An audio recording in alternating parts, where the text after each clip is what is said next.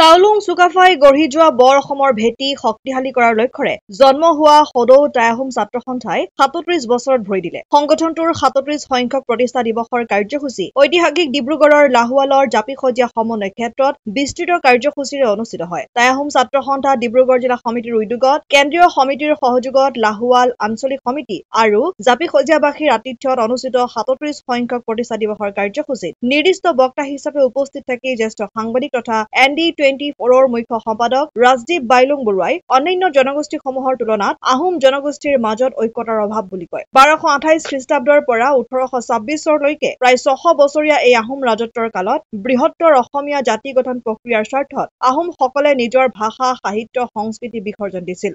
অসমীয়া জাতিটো আৰ্থ, সামাজিক, শৈক্ষিক তথা ৰাজনৈতিকভাৱে সুৰক্ষা প্ৰদান কৰিবলৈ সক্ষম হৈছিল। পৃথিৱীৰ বুকুত এটা জাকত জিলিকা জাতি হিচাপে গঢ়ি তুলিছিল। কিন্তু সাম্প্ৰতিক সময়ত চুকাফাৰ এই পৰিণতিসকলৰ অস্তিত্ব বিপদাপন্ন বুলি কয়। ৰাজনীতিৰ মেৰপেচত আহোমসকলৰ মাজত ভেদাভেদ সৃষ্টি হোৱাৰ লগতে আহোম জনগোষ্ঠীৰ প্ৰতিটো আহোম সংগঠন আজি বহুধা বিভক্ত বুলি উদ্বেগ প্ৰকাশ কৰে। তেওঁ লগতে বৰ অসম গঢ়োতা চাউলুং চুকাফাৰ নামত উজনি অসমৰ উচ্চ শিক্ষাৰ প্ৰাণকেন্দ্ৰ ডিব্ৰুগড় বিশ্ববিদ্যালয়ত এখন আসন থকাৰ কথা দোহাৰি গুৱাহাটী বিশ্ববিদ্যালয়তো আহোমসকলৰ শ্ৰেষ্ঠ স্বৰ্গদেউ ৰুদ্ৰসিংহৰ নামত এখন আসন প্ৰতিষ্ঠা কৰাৰ বাবে পদক্ষেপ গ্ৰহণ কৰিব লাগে বুলি কয়। আটাছুৰ সভাপতি বসন্ত গগৈৰ সভাপতিত্বত অনুষ্ঠিত হোৱা মুকলি সভাত অঞ্জন চেতিয়া আৰু ৰাতুল বুঢ়াগোহাঁই সম্পাদনাত প্ৰকাশিত কোন টাই ৰাও নামৰ স্মৃতি গ্ৰন্থখন উন্মোচন কৰে আটাছুৰ প্ৰতিষ্ঠাপক সম্পাদক অৰুণ গগৈয়ে। মুকলি সভাত অন্যান্য জাতি জনগোষ্ঠীয় সংগঠনসমূহৰ বিষয়ববীয়া বিশিষ্ট ব্যক্তি সংগঠনটোৰ প্ৰাক্তন বিষয়ববীয়া উপস্থিত থাকি বক্তব্য প্ৰদান কৰে। নিশালৈ জনপ্ৰিয় কণ্ঠশিল্পী পাপৰি গগৈয়ে সংগীত পৰিৱেশন কৰে।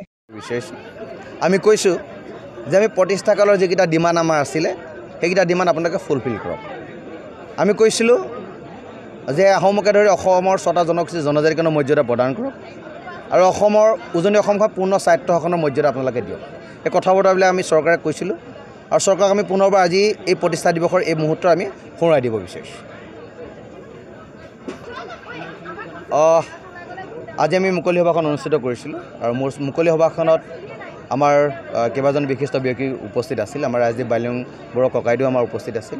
আমি এটা কথা স্পষ্টভাৱে জনাই দিছোঁ যে এইখন অসম খিলঞ্জীয়া থলগীৰ ৰাইজৰ অসম।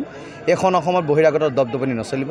এইখন অসমত বাংলাদেশীক ৰঙাদলচীয়া পাৰি স্বদেশী কৰাৰ প্ৰৱণতা মানুহে ত্যাগ কৰিব লাগিব আৰু খিলঞ্জীয়া ৰাইজৰ প্ৰত্যেক ক্ষেত্ৰত প্ৰভুত্ব থাকিব লাগিব। এই কথা বতৰাবিলাক আজি মুকলি সভাত আমি চৰকাৰৰ দৃষ্টি আকৰ্ষণ কৰিব বিচাৰিছোঁ। আমি চৰকাৰক সেই কথাবিলাক আমি জনাই দিছোঁ।